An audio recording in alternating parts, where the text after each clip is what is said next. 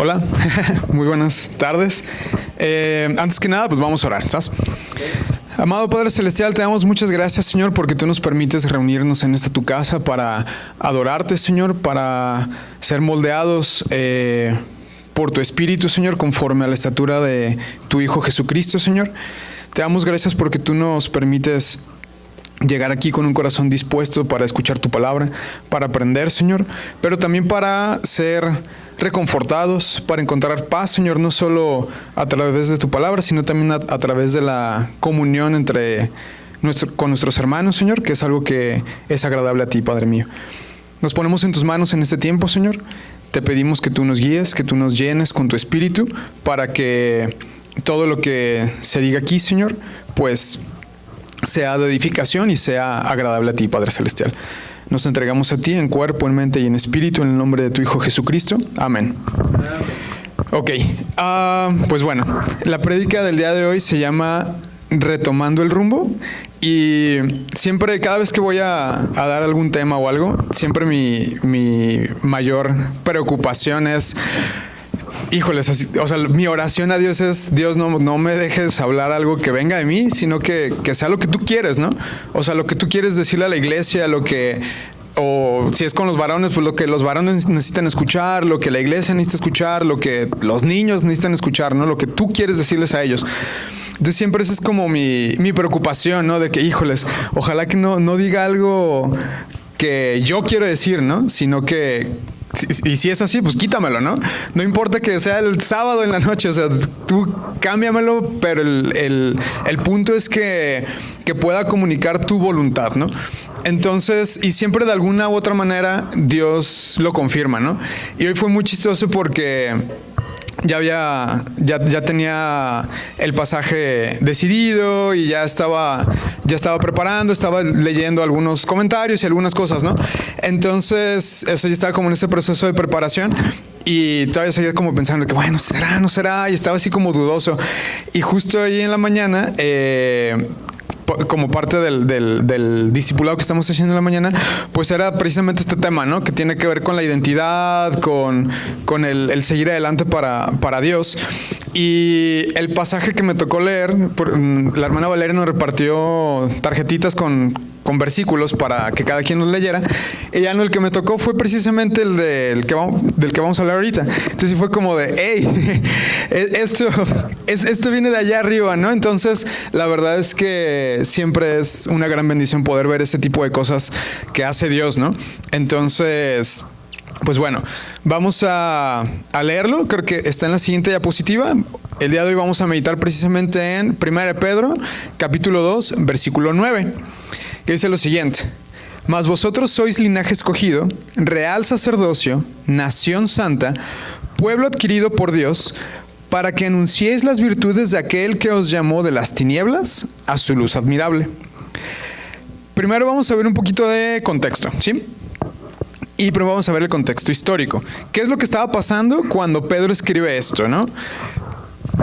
Se cree que Pedro escribió esto más o menos poquito después del año 64, entre el 65 y el 70, más o menos, ¿no? Después de Cristo. Entonces, ¿qué era lo que estaba pasando? Bueno, estaban pasando tres cosas con los cristianos en la zona de Roma, más o menos, ¿no? O de las ciudades aledañas, ¿no? Las zonas aledañas. Primero, estaban sufriendo difamación. ¿Difamación por qué? Nerón, que era el emperador en ese entonces, bueno, en Roma habían sucedido en el año 64 varios incendios muy grandes. Entonces, a pesar de que las causas o el origen no está como que muy claro, muchos historiadores creen que fue el mismo Nerón quien los produjo. ¿Por qué? Porque uno quería rehacer la ciudad, la capital, como a su gusto. Esa es como el primer indicio, ¿no? ¿Por qué? Porque en cuanto se dan los incendios, se controlan, Nerón se para el cuello, va y ayuda a la gente, da un poco de dinero como de su propio tesoro a la gente, los ayuda: hoy perdiste tu casa, pues ahí te va dinero, ahí está para comida y demás, ¿no? O sea, hace como labor social. Pero en cuanto pasa eso, ¿qué es lo que hace? Pues algunas de las zonas que habían sido afectadas por los incendios y que ahora ya estaban como limpias, son las que él elige precisamente para edificar cosas nuevas, ¿no?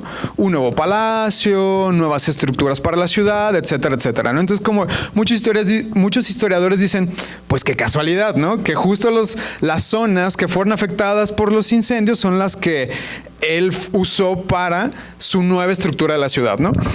Y lo otro es que muchas de las zonas que no fueron afectadas fueron zonas que eran propiedad de él. Entonces, como, qué curioso, ¿no? O sea, curiosamente lo que era de él no se dañó, y lo que le convenía que se dañara, se dañó, ¿no? Entonces, poco después de los incendios, pues empieza esta reconstrucción de la ciudad conforme a su plan, a su proyecto. Entonces, muchos creen que fue él mismo quien provocó estos incendios, ¿no? Pero como él no puede decir, ay, pues es que sí, yo fui, ¿no? Porque no le conviene, que es algo muy parecido a lo que pasa aquí a veces en la primavera, ¿no? De repente es como, uy, miren, incendio, ¿no? Y después, un desarrollo inmobiliario nuevo, ¿no? Es algo muy parecido. Entonces, como no puede echarse la culpa él mismo porque iba a perder credibilidad, de hecho, lo que hace es ayudar a la gente, así como de, no, pues sí, pobrecitos, él empezó a culpar a los cristianos. Él lo que empezó a decir es, fueron ellos los que provocaron los incendios. Y la justificación, o más bien, eligió a los cristianos. ¿Por qué? Porque el pueblo judío tenía cierta presencia política, ¿no? Y la relación por ahí estaba medio tensa entre los judíos y los romanos, ¿no? Entonces, si él hubiera echado la culpa a los judíos, pues hubiera habido a lo mejor revueltas más grandes, ¿no? Entonces, los cristianos, al ser un grupo pues minoritario en ese entonces, que apenas estaba consolidándose como con una estructura, no eran tantas personas, no tenían tanta influencia, etcétera, dijo, pues de aquí soy, ¿no? O sea, estos nadie los va a defender.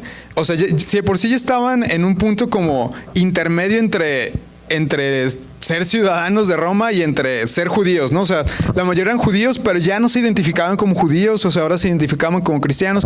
Entonces, estaban muy vulnerables, ¿no? Y él dice, sobre ellos, ¿no? Ellos van a ser el chivo expiatorio de mi plan, ¿no? O sea, porque al final de cuentas eso me va a dar más credibilidad, ¿no? O sea, voy a generar que el pueblo tenga un enemigo en común. Entonces empieza una persecución, que es el segundo punto, ¿no? De la siguiente diapositiva. Empieza la persecución, ¿no?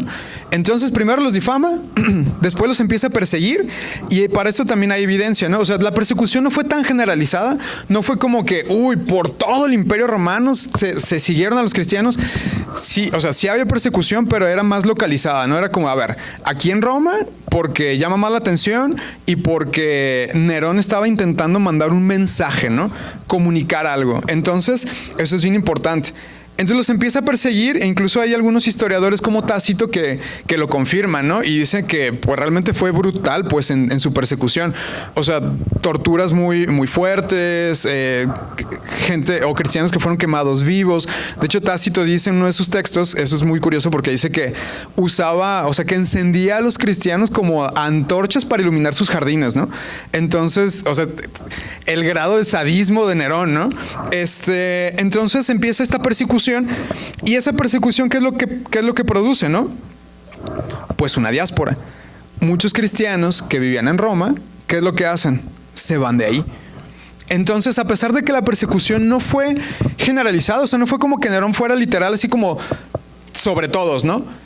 Pero los que agarró fue suficiente para mandar su mensaje, ¿no? O sea, fue tan brutal su persecución que el mensaje quedó muy claro, ¿no? O sea, fue como, aquí les va a ir mal, pues, ¿sí? Entonces mucha gente empezó a irse de Roma. Y es precisamente en este punto donde Pedro escribe, ¿no? De hecho, lo primero que escribe es al iniciar la carta, en el capítulo 1, en el versículo 1, dice, Pedro, apóstol de Jesucristo, a los expatriados de la dispersión en el Ponto, Galacia, Capadocia, Asia y Bitinia, elegidos según la presciencia de Dios Padre en santificación del Espíritu, para obedecer y ser rociados con la sangre de Jesucristo, gracia y paz os sean multiplicadas. Entonces, si se fijan, Pedro no le está escribiendo, por ejemplo, a un lugar en específico, ¿no? Como Pablo lo vemos, ¿no? De que a los cristianos en Corinto, o en Galacia, o en en Roma, etcétera, ¿no? O sea, aquí Pedro le está escribiendo a todos los que se tuvieron que ir, ¿no? Los que están como en esta diáspora. Entonces, esto nos confirma precisamente este hecho, ¿no? De que esos cristianos que sufrieron esta persecución y que fueron ejecutados, pues fue suficiente para que muchos se fueran de Roma, ¿sí? Entonces, a pesar de que la carta de Pedro no está dirigida a los cristianos de Roma, está dirigida a cristianos que muy probablemente eran romanos, pero tuvieron que salir de ahí, ¿sí? Entonces, esto es muy importante. ¿Por qué? ¿Y por qué es relevante todo esto? Bueno, es relevante porque aunque parezca difícil de creer, hay un contexto o hablar de todo esto tiene un propósito psicológico, ¿no? ¿Y a qué me refiero con esto? Bueno, hay un psicólogo del siglo pasado, por ahí bueno, él nació en 1900 y murió en 1980, entonces más o menos en ese inter, ¿no? Es de ascendencia judía, psicólogo social y demás. Él no es creyente, pero a pesar de ello, creo que su diagnóstico sobre lo que está mal es muy certero, ¿no? Y ahorita vamos a ver por qué. Y bueno, vamos a leer la cita de la siguiente. Igual la van a tener en pantalla, pero la leo yo.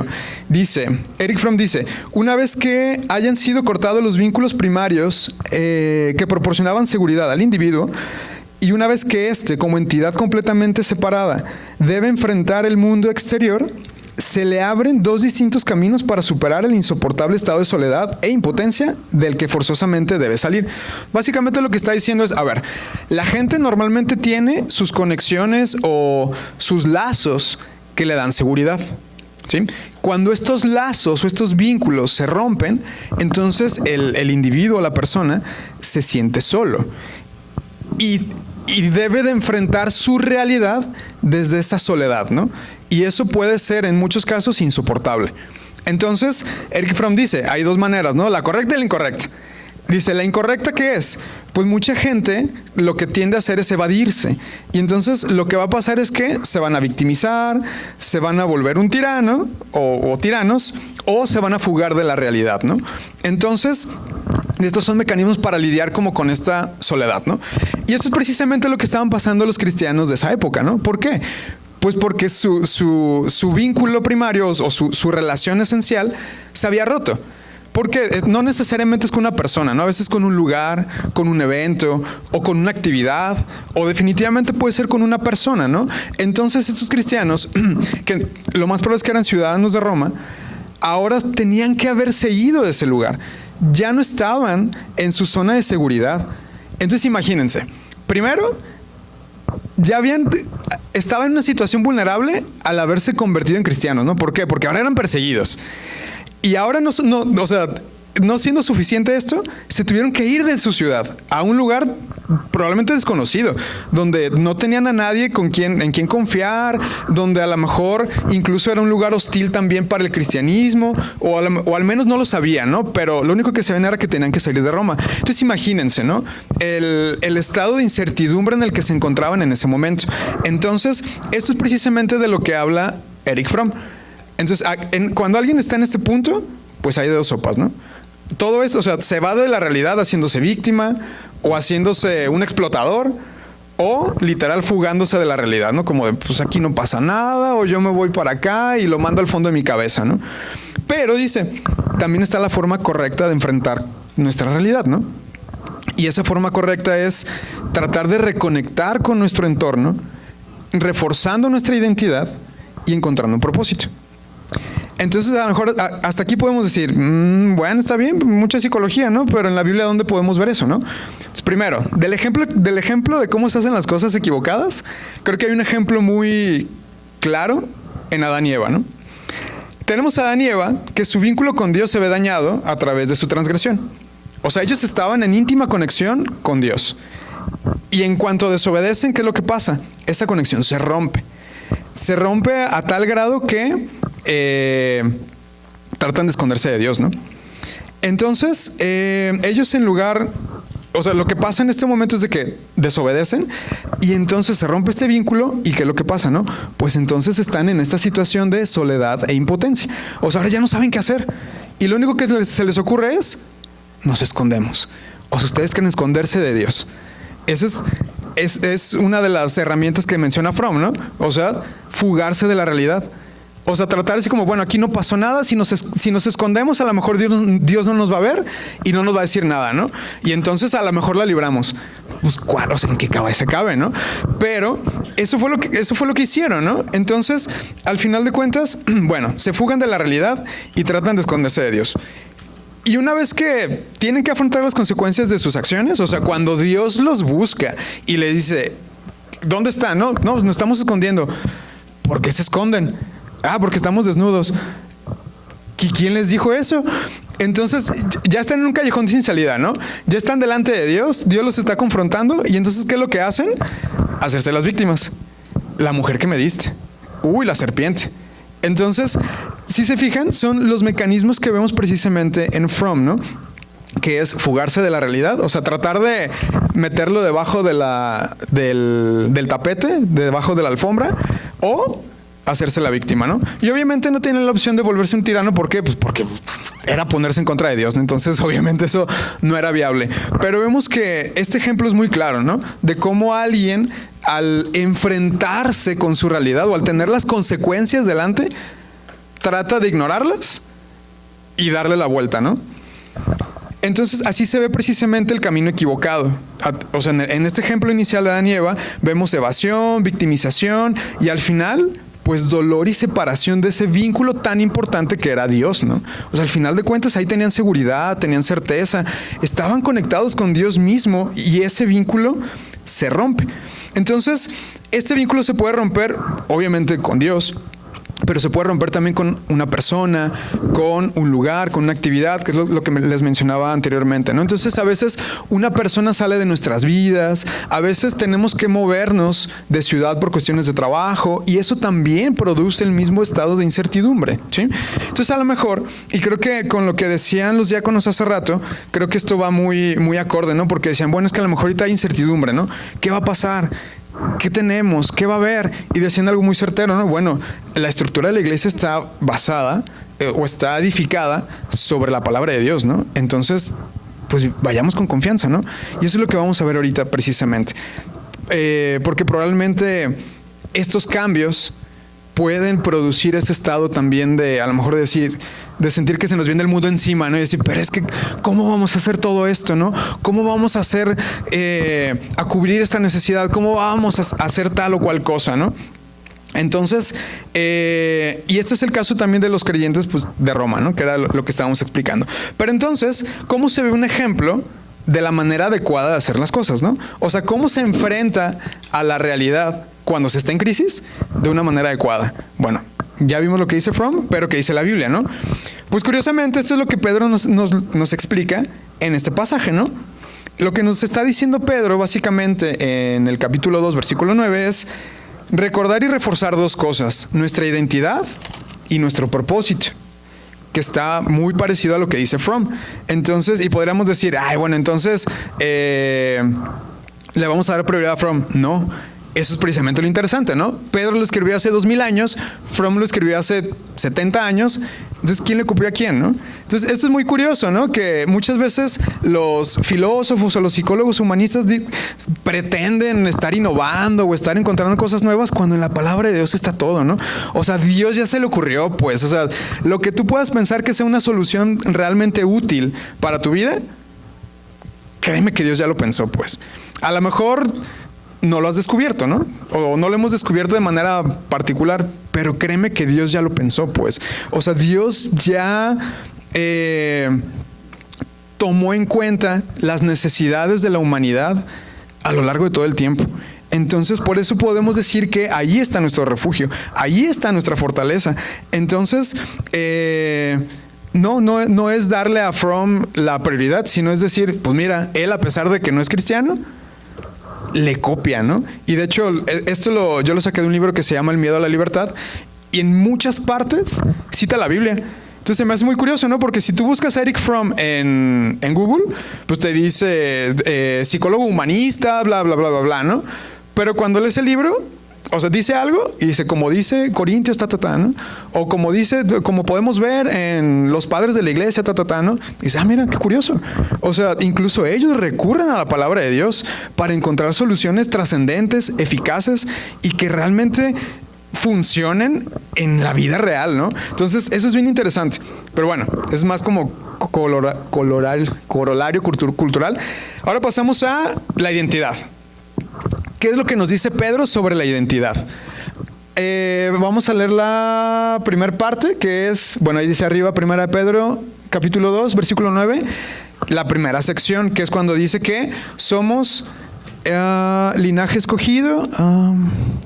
Aquí está. Mas vosotros sois linaje escogido, real sacerdocio, nación santa y pueblo adquirido por Dios. Hasta ahí. ¿Sí? Es la primera parte del pasaje. Esta es una cita directa. O sea, aquí Pedro parece estar citando directamente el pasaje que tenemos ahí, que es Éxodo 19:6, que dice: y vosotros me seréis un reino de sacerdotes y gente santa. Estas son las palabras que dirás a los hijos de Israel. Entonces, hay algunos eruditos del Nuevo Testamento que dicen que, como está citando este pasaje, y este pasaje está dedicado a los israelitas, a los judíos, que entonces todo lo que viene aquí es para los judíos. Pero lo que leemos después, vemos que realmente no. O sea, Pedro le está hablando a todos los creyentes. De hecho, eso es lo que vemos en el versículo 1:1, que dice a todos los creyentes que están en ¿no? Entonces, realmente esta porción está dedicada o está dirigida a todos los creyentes, ¿sí? Lo interesante aquí es saber entonces por qué lo cita Pedro, ¿no? Entonces aquí lo que está haciendo Pedro es conectar el pacto de Dios con el pueblo de Israel que leemos en el Antiguo Testamento con el nuevo pacto a través de Jesús y que aplica a todos los creyentes en el Nuevo Testamento. Y a través de esto le da sentido a la frase linaje escogido. ¿Por qué? Porque normalmente el linaje es algo que no escogemos, ¿sí? O sea, yo voy a tener hijos, pero yo no voy a ir a un mercado a decir, yo quiero este y este y este, ¿no? Estos van a ser mis 3 hijos. No, es algo que está fuera de nuestro alcance como seres humanos. Si se fijan, es medio una contradicción, ¿no? O sea, linaje escogido. Es como, ¿cómo aplica, no? Eso es algo que no podemos escoger. Pues para Dios, ¿no? Dios escogió su linaje, escogió a sus herederos, ¿no? Y aquí lo está demostrando. Es como, este era mi pueblo escogido, que era el pueblo de Israel, pero ahora los gentiles también van a ser parte de ese linaje, ¿no?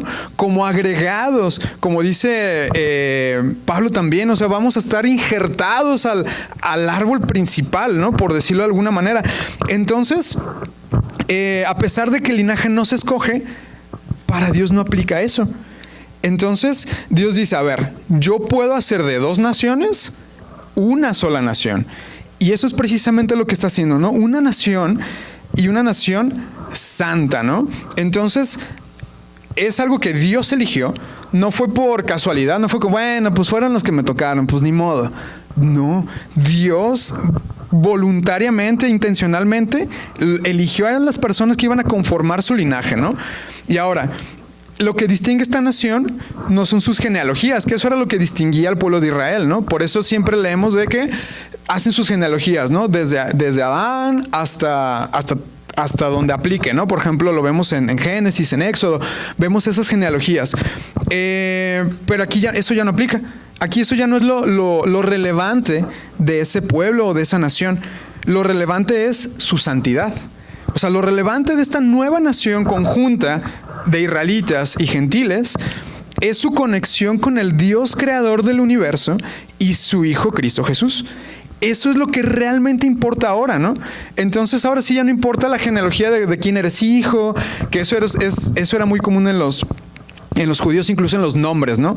Por ejemplo, gran parte de los nombres de los judíos era ven no sé qué, ¿no? Entonces era, por ejemplo, Moisés ven tal, que eso significaba Moisés hijo de fulano de tal. O sea, su genealogía era parte de su nombre, pues. Era algo que iban a llevar siempre. Entonces lo que está diciendo Pedro aquí es, ya no importa. Ese linaje ahora sí ya ha sido escogido por Dios. No depende de eso. Y lo que lo distingue es su santidad. Es su conexión con Dios. Lo que lo distingue es que Cristo Jesús esté en sus corazones, ¿no? Entonces, esto y cómo esta conexión con Cristo Jesús los distingue del mundo, los diferencia del mundo. O sea, ya no son parte del mundo. Obviamente estamos aquí, pero ya no se comportan como el mundo. Ya hay algo que los hace diferentes. Eso es ser santos. que era también algo que hablábamos hace rato en el discipulado, ¿no? O sea, no, ser santo no significa yo ya floto y no me equivoco. Ser santo significa tratar de ser diferente, ¿no? Ser luz y sal para esta tierra que tanto necesita de Dios. Entonces, estar apartados precisamente para esto, ¿no? Entonces, aquí el otro punto interesante es que es así como, hey, ojo, ¿no? O sea, este no es un pueblo unificado por esfuerzo propio y buena voluntad. O sea, no es como que nosotros como seres humanos hubiéramos dicho, hey, nos vamos a juntar ya y órale, nos vamos a llevar chido y vamos a ser bien amigos, israelitas y gentiles y vamos a hacer un esfuerzo para echarle ganas y hacer las cosas bien. No, esta unidad se debe gracias a que Dios ha adquirido a ese pueblo. Ese pueblo ha sido adquirido a través de la sangre de Jesús, ¿no? Ese pueblo ha sido adquirido a través de todo lo que vemos en la historia del Antiguo Testamento y todo lo que vemos en la historia del Nuevo Testamento. O sea, no depende de nosotros, ¿sí? Depende completamente de Dios. Y esas son, o sea, ese pueblo está formado por personas que han sido rescatadas personalmente. O sea, cada uno de los miembros de ese pueblo ha sido rescatado personalmente por Dios, para que todos ellos se unan en alabanza. Entonces, si se fijan, aquí ya tenemos varios puntos de identidad, ¿no? O sea, somos una nación, hemos sido apartados, somos rescatados, hemos sido adquiridos por Dios. ¿Y adquiridos por Dios a qué precio, no? O sea, tuvo que venir Jesús, morir en la cruz, para que nosotros pudiéramos ser adquiridos y formar parte de esa nación santa, ¿no? De ese real sacerdocio. Entonces, todas estas son cosas que definen nuestra identidad como creyentes. O sea, ya no somos cualquier persona. Ya no soy solamente Luis Vázquez, ¿no? Ahora soy parte de algo más grande. Ahora soy parte de algo que trasciende a nosotros mismos y que depende de Dios. Y lo más importante es que ahora soy parte de algo que tiene un propósito. Entonces, esta identidad me ayuda a enfrentar la situación en la que estoy, ¿no? A lo mejor yo veo que está la montaña gigantesca, pero entonces yo recuerdo todo esto, ¿no? Y digo, bueno, 1, no estoy solo. 2, ahora Dios está conmigo también, ¿no? O sea, aparte de que soy parte de una nación, o sea, de más personas, también ahí está Dios, ¿no? Y Dios me adquirió, o sea, Dios me compró pagando un precio altísimo, ¿no? Entonces es como, aunque yo no lo valga, Él lo pagó, ¿no? Entonces todo eso define nuestra identidad. Y el último punto, que no es el último que menciona, o sea, en orden, pero lo quise dejar al último, ¿por qué? Porque es el que conecta directamente con el propósito. Y es el real sacerdocio. Este último punto de identificación como cristianos se conecta directamente con el propósito. ¿Por qué? Bueno, primero, porque realmente el sacerdocio era una función, ¿no? No era un título como tal. Era una función que desempeñaban ciertas personas en el pueblo de Israel. Y cuando lo menciona como real, aquí se refiere, digo, en la traducción o en la versión en inglés, creo que se distingue mejor la diferencia, porque es royal. O sea, no se refiere a real de que sea real, sino real de realeza, ¿no? Como de la nobleza, pues. Entonces, básicamente aquí lo que está diciendo es como un sacerdocio de la realeza, ¿no? O un sacerdocio como especial, que no es diferente. Entonces, esto podría entenderse de dos formas. Primero, como la importancia de los creyentes ante el mundo. O sea, como el ser de la realeza nos distingue del resto de personas, ¿no? Nos distingue del resto de la humanidad. O la otra opción, algo así como ser primicia, ¿no? Realeza como primicia. Y la otra forma es como una referencia al reino de los cielos, que a mí esto me hace mucho más sentido, ¿sí? O sea, está haciendo referencia a un reino que no es de este mundo y que lo vemos anunciado desde Juan el Bautista. Que Juan el Bautista, que les decía, ¿no? Arrepiéntanse que el reino de los cielos está cerca. Entonces, aquí de lo que está hablando Pedro es de esta función de servicio que hacían los sacerdotes, pero como parte de un reino, como parte de algo más grande. Entonces, esto obviamente conecta directamente con el propósito y nos da una identidad dentro del reino de Dios. Entonces, si se fijan, ya tenemos una identidad para aquí en la tierra y lo más trascendente es que tenemos una identidad para allá en la eternidad, ¿sí? Como parte del reino de Dios. Entonces, así Pedro liga nuestra identidad con nuestro propósito. Pero entonces, ¿cuál es ese propósito? Pues eso es lo que vemos en la segunda parte del pasaje, ¿no? Que es donde dice, para que anunciéis las virtudes de aquel que os llamó de las tinieblas a su luz admirable. Entonces, ¿nuestro propósito qué es? Nuestro propósito es anunciar. ¿Pero anunciar qué entonces, no? Y esto creo que se queda muy claro en la Nueva Traducción Viviente, que dice así: por eso pueden mostrar a otros la bondad de Dios, pues Él los ha llamado a salir de la oscuridad y entrar en su luz maravillosa. Entonces, aquí creo que en esta versión se entiende muy bien esa conexión. ¿Por qué?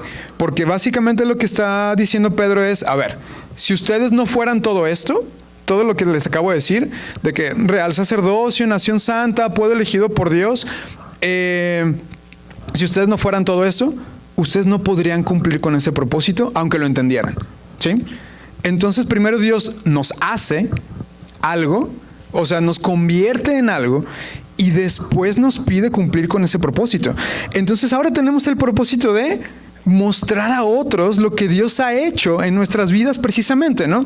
Entonces, porque al final de cuentas es eso, ¿no? O sea, la bondad de Dios, ¿no? Ok, ¿y cuál es esa bondad de Dios? Pues que nos rescató. O sea, es lo que hablamos precisamente al ser adquiridos, ¿no? O sea, nuevamente se refuerza el ministerio de Jesús para nuestras vidas, ¿no? O sea, el ser adquiridos por Dios. O sea, Él nos sacó de la oscuridad y nos trajo a la luz maravillosa de estar en la presencia de Dios. O sea, al final de cuentas, eso es lo verdaderamente relevante. Esa es la luz maravillosa. Es estar en la presencia de Dios. Entonces, ahora yo ya tengo una identidad y tengo un propósito. Entonces, ahora realmente tiene sentido que digamos, todo lo puedo en Cristo que me fortalece, ¿no? O sea, ahora realmente lo puedo ver porque soy una persona distinta y porque tengo una razón para enfrentar lo que tengo delante. Entonces, Pedro les está diciendo todo esto a los creyentes de la diáspora porque están enfrentando una situación difícil, porque sus vínculos primarios se habían roto, porque a lo mejor tuvieron que dejar seres amados, porque tuvieron que dejar su casa, su trabajo, porque había mucha incertidumbre, porque no sabían qué era lo que iba a pasar. Entonces Pedro les está diciendo, recuerden quiénes son y recuerden por qué están aquí. Entonces creo que esto Dios nos lo dice cada vez que estamos en una situación de catarsis, ¿no? Que el pastor Correa era algo que una vez me dijo y se me quedó muy grabado, ¿no? Él nos decía, es que todos los cambios traen catarsis. ¿Por qué? Porque vas a dejar algo. Vas a dejar algo atrás y vas a construir algo nuevo, ¿no? O sea, un cambio de trabajo, un cambio de casa, lo que sea, un cambio de coche. O sea, traen catarsis. ¿Por qué? Supongamos el cambio más, a lo mejor absurdo, ¿no? Un cambio de coche. Y dices, bueno, pues para mejor, ¿no? O sea, a lo mejor compro un coche más nuevo y demás. Pues sí, pero tú ya te habías acostumbrado a meter las velocidades de cierta manera, ¿no? Y ahora resulta que este es automático y de repente es como, ¡ay! Me confundí, ¿no? O sea, ya me confundí, a lo mejor choqué, ¿no? Y dices, ¡chin! Y si se fijan, es algo bien simple. A eso se refiere, ¿no? Con que los cambios traen catarsis. Ya no digamos cuando es un cambio a veces para mal inicialmente, ¿no? A veces que tenemos un problema de salud o perdemos el trabajo, definitivamente va a haber crisis. Entonces, creo que lo que nos recomienda Pedro es muy útil. Recuerda quién eres y recuerda por qué estás aquí. Básico, ¿no? Y a lo mejor de repente decimos, pues sí, básico, ¿no? Pero en ese momento no me acuerdo. Pues bueno, ahí está Pedro recordándonoslo. Dios te adquirió con la sangre de Jesús. Te apartó, te formó como parte de una nación y te dio una misión que cumplir. No lo olvides. Entonces no importa qué es lo que estés pasando, eso sigue siendo vigente. No importa si el problema es de tu trabajo, de salud, de tu familia, de la iglesia, de lo que sea, ¿no? Eso siempre va a aplicar. Entonces, otra cosa como muy relevante de todo esto es que al nosotros mostrar o al nosotros cumplir ese propósito o esa misión que Dios nos ha dado, pues estamos cambiando nuestro entorno también. ¿Por qué? Porque estamos anunciando las buenas nuevas del reino. Entonces, cuando más gente cambia, cuando más gente conoce, pues más cambios hay de manera sistemática, ¿no? Entonces, eso es bien importante. Y es algo que a veces nosotros obviamos, ¿no? Decimos, no, es que el mundo está bien feo y miren lo que están enseñando en las escuelas y miren lo que está pasando en tal lugar o en tal país o tal guerra y demás, ¿no? Ok. ¿Y ustedes creen que si hubiera más cristianos eso sería diferente? Pues probablemente sí. Entonces nosotros al anunciar las buenas nuevas estamos cambiando también nuestro entorno, ¿sí? Y eso es bien importante. Pero entonces, ¿cómo es que cambia nuestro entorno? Vamos a leer en el capítulo 2 los versículos el 10 y la segunda mitad del 12. Eso los leo yo. Y el 10 dice lo siguiente: vosotros que en otro tiempo no erais pueblo, pero que ahora sois pueblo de Dios, que en otro tiempo no habíais alcanzado misericordia, pero ahora habéis alcanzado misericordia. Entonces este es el primer punto, ¿no? Bueno, primero, refuerza esta noción de ser un pueblo de Dios, o sea, todos unidos, pero ahora nos está diciendo, hey, un carácter distintivo de ustedes debe ser la misericordia, ¿no? Entonces cuando nosotros vivimos con misericordia, se nota también, ¿no? Y a veces son cosas o son cualidades que a veces el ritmo de vida que llevamos no nos permite llevar a cabo, ¿no? O sea, a veces el tráfico, lo que sea, a veces vemos, no sé, a lo mejor un accidente o alguien con el carro varado ahí en la calle y es como, híjoles, pues es que ya es tarde y hay tráfico, bueno, le sigo, ¿no? Entonces el mismo mundo nos aleja de esas cualidades, ¿no? En lugar de decir, bueno, pues déjale ayuda, a lo mejor nomás necesita agua, ¿no? Y pues igual y yo en el coche puedo ir traerle algo, no sé, ¿no? Puedo auxiliar de alguna manera, que eso es misericordia. Entonces ahora nuestro ritmo de vida nos aleja, ¿no? Pero Pablo nos dice, hey, ustedes ya son un pueblo y una de las cosas que los distingue es que vivan de esta manera, ¿no? ¿Por qué? Pues porque Dios ya les dio misericordia a ustedes. Entonces, ¿por qué quedártela con toda, no? Con toda la misericordia, pues tienes que vivir también con misericordia hacia los demás. Y la segunda parte, que es el versículo 12, la segunda mitad, y dice, bueno, lo voy a leer todo. Manteniendo buena vuestra manera de vivir entre los gentiles, para que en lo que murmuran de vosotros como de malhechores, glorifiquen a Dios en el día de la visitación al considerar vuestras buenas obras. Si fijan, esto está muy arraigado con el contexto que dimos al inicio. O sea, Pedro les está diciendo, hey, aunque Nerón está diciendo que ustedes hicieron los incendios, ustedes mantengan su buen testimonio. Y eso va a ganarle a la difamación de Nerón. Entonces, eso es bien importante, dar buen testimonio, mantener nuestra buena manera de vivir conforme a los estatutos de Dios, buscando siempre agradarle, imitando a Jesucristo. ¿Sí? Entonces, mientras nosotros vivamos así, con misericordia y con esta otra parte de dar buen testimonio, no importa lo que digan de nosotros, que los cristianos son unos tales. Simón, sí, tú di lo que quieras, ¿no? Que los cristianos hacen tal cosa. Sí, tú di lo que quieras. Que son unos hipócritas. También. Sí, porque eso es algo muy común, ¿no? De que sí, pues es que ven nomás ahí. O ustedes no se equivocan, ¿no? No, pues sí me equivoco. Pero cuando ven la necesidad, después es como, oye, necesito un consejo, ¿no? Oye, fíjate que me pasó esto. Entonces ahí es cuando se nota, ¿no? Ahí es cuando entra la misericordia y el testimonio, ¿sí? Entonces es bien importante.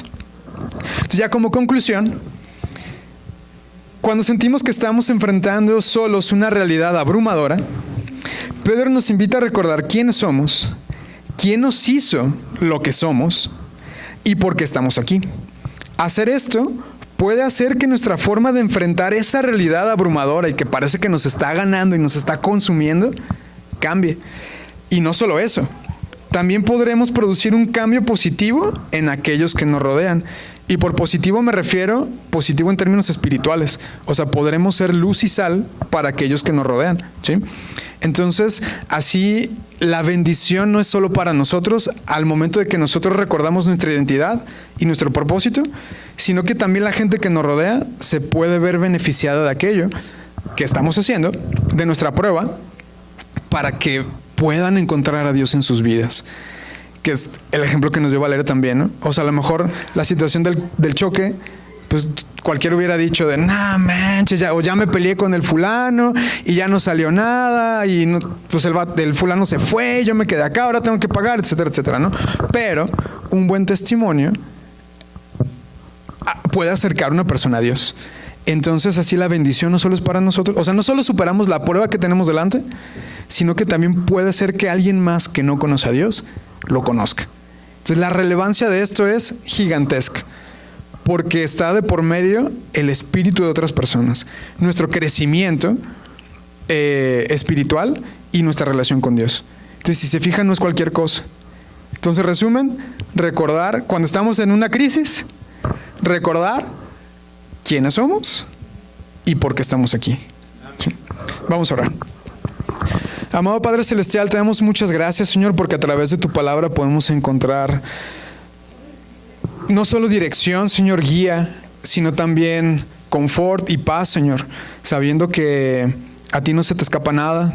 Tú lo conoces todo, tú conoces nuestros corazones, nuestras necesidades.